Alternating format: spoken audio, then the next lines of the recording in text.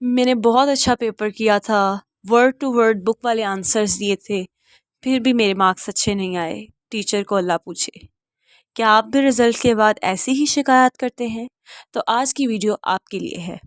अस्सलाम वालेकुम everyone, I am doctor Musfira from Faisalabad medical university और आज की वीडियो में मैं आपको बताने जा रही हूँ कि सब्जेक्टिव पेपर में या एमसीक्यूज़ में आप किस तरीके से अच्छे मार्क्स ले सकते हैं।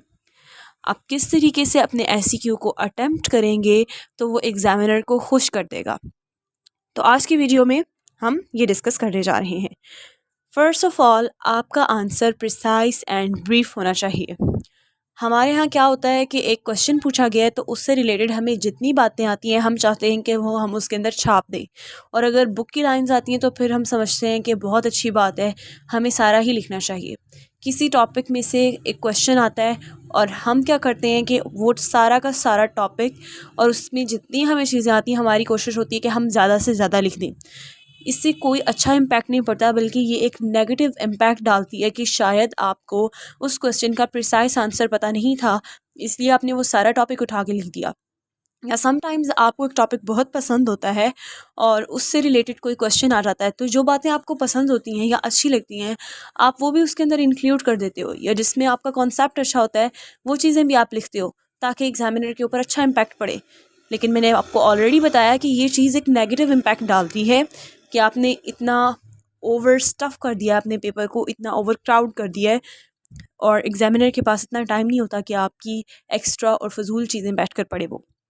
तो एक्स्ट्रा डिटेल्स को कभी भी अपनी बुक में, अपने पेपर में मेंशन नहीं करेंगे। अगर आपको क्वेश्चन आता है इन्यूमरेट या इनलिस्ट का, तो सिर्फ नेम ही लिखिए। अगर आपसे किसी चीज़ की क्लासिफिकेशन पूछी गई है और उस क्लासिफिकेशन में फॉर एग्जांपल उन्होंने सिर्फ नेम्स पूछे हैं या किसी भी चीज़ के, तो आपको सिर्फ नेम्स ही लिखने हैं।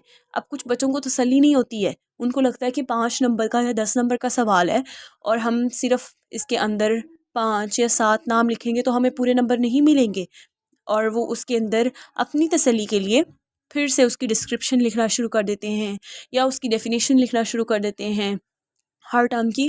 तो दैट इज़ नॉट करेक्ट। आपसे जितना पूछा गया है, चाहे 2 लफ्ज़ का आंसर है और 5 नंबर का क्वेश्चन है, अगर आपसे इन लिस्ट या इन्यूमरेट करने का कहा गया है तो आपने सिर्फ उनके नाम ही मेंशन करने हैं। Don't go for extra details.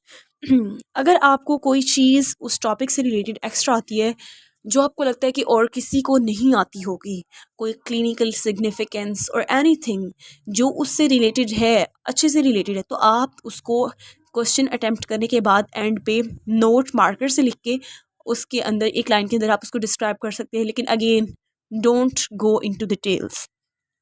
उसके बाद आ जाता है हमारे पास कि आपकी जो लैंग्वेज होती है जिसमें आप पेपर अटैम्प्ट कर रहे होते हैं, ज़रूरी नहीं होता कि आप वो लाइन टू लाइन और वर्ड टू वर्ड बुक वाला छाप दें जैसे आप एफएससी में या मैट्रिक में करते आए हैं। बहुत अच्छा होता है अगर आप उसको अपने अल्फाज में एक्सप्लेन करें, जैसे आपके सामने कोई ऐसा स्टूडेंट बैठा है जिसको कुछ नहीं आता और आप उसको समझा रहे हैं। उसके बाद आ जाता है कि हमारे पास आपने जब लिखना स्टार्ट करना है तो never start writing before you have made a pattern in your mind. अपने जहन में आपने सोच लेना है कि ये क्वेश्चन है, इसको मैं किस तरीके से अटैम्प्ट करूँगा तो ये बेस्ट रहेगा।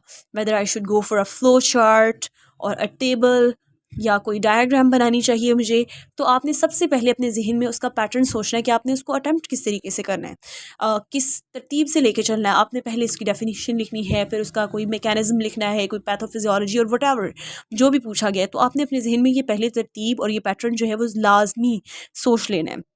उसके बाद आपने अटेम्प्ट करना है, इससे आपका टाइम भी सेव हो जाएगा। आपको लगता है कि शायद आप सोचेंगे पहले तो आपका टाइम ज़ाया हो जाएगा, नहीं, बल्कि जब आप उसको सोचे बगैर लिखना स्टार्ट कर देते हैं तो क्या होता है कि आपको लगता है यार ये चीज़ तो मुझे पहले नहीं लिखनी चाहिए थी, या ये तो कोई अजीब सा लग रहा है, फजूल लग रहा है, आप उसको काट के दोबारा अटैम्प्ट। एक तो आपने कटिंग की, उससे नेगेटिव इम्पैक्ट, और दूसरा आपने जिस तरतीब से उस पेपर को सॉल्व किया वो भी एग्जामिनर के ऊपर नेगेटिव इम्पैक्ट डालेगा। और इसके अलावा अगर कोई क्वेश्चन टेबल की फॉर्म में, फ्लो चार्ट की फॉर्म में अटैम्प्ट किया जा सकता है तो लाजमी उसको उसी फॉर्म में अटैम्प्ट करें। जितना एग्जामिनर के लिए आप चेकिंग में आसानी पैदा करेंगे उतने अच्छे आपको मार्क्स मिलेंगे, प्रोवाइडेड दैट कि आपका आंसर सही भी हो। ये नहीं कि आपने उसके लिए 2-4 लफ्ज़ लिख दिए और गलत लिख दिए तो आप सोचेंगे भाई वो तो बहुत आसान था एग्जामिनर के लिए, आराम से गलत कर देता, तो वो गलत ही होगा आपका, ठीक है। तो इसलिए ठीक लिखना है, लेकिन उसको ब्रीफ करके लिखना है, आसान सा करके लिखना है, ताकि एग्जामिनर आसानी से पढ़ ले। ठीक है, और अगर आपने अपने हर क्वेश्चन को देखना है, अगर किसी में भी कोई डायग्राम फिट आ सकती है ना, तो डायग्राम ज़रूर बना देनी है, और उसके बाद आपने री रीड कर लेना है अगर आपके पास टाइम है। Otherwise go on to the next question. और एक और चीज़, पेपर को एंड पे एक नज़र देख लें, और उसके ऊपर आयतुल कुर्सी, दुरूद शरीफ, तस्बीहां जो कुछ आता है, जितना टाइम है एंड तक बैठ के उसके ऊपर तस्बीहां शस्बीहां ज़रूर फूका करें। This is my strategy. तो अगर आपको कोई क्वेरी हो या कोई क्वेश्चन हो तो आप कमेंट बॉक्स में पूछ सकते हैं। अल्लाह हाफिज़।